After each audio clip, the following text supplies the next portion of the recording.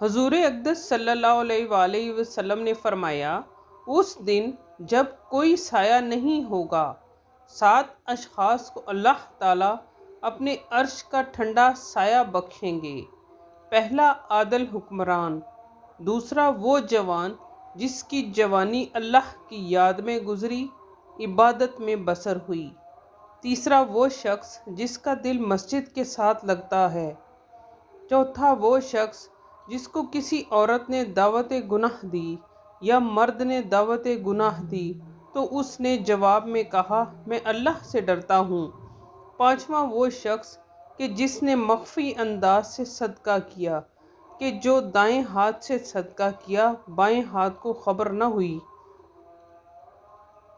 چھٹا وہ شخص کہ جو 2 لوگ اللہ کے لیے پیار کرتے ہیں اور اللہ کے لیے آپس میں جدا ہوتے ہیں،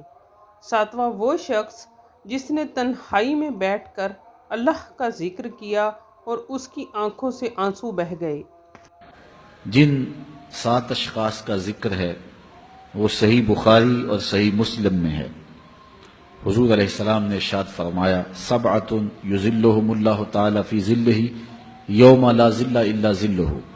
امام عادل وشاب نشأ فی عبادت اللہ ورجل قلبہ معلق بالمساجد ورجلان تحابا فی اللہ اجتمع علیہ وتفرقا الیہ ورجل دعته امرأة ذات منصب وجمال فقال انی اخاف اللہ ورجل تصدق بصدقة فأخفاها حتى لا تعلم شماله ما تنفق يمينه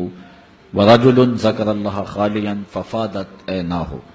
او كما قال النبی صلی اللہ علیہ وسلم۔ حضور نے فرمایا اس دن جب کوئی سایہ نہیں ہوگا، 7 اشخاص کو اللہ تعالیٰ اپنے عرش کا ٹھنڈا سایہ بخشے گا۔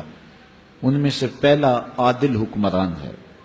دوسرا وہ جوان جس کی جوانی اللہ کی یاد میں گزری، عبادت میں بسر ہوئی،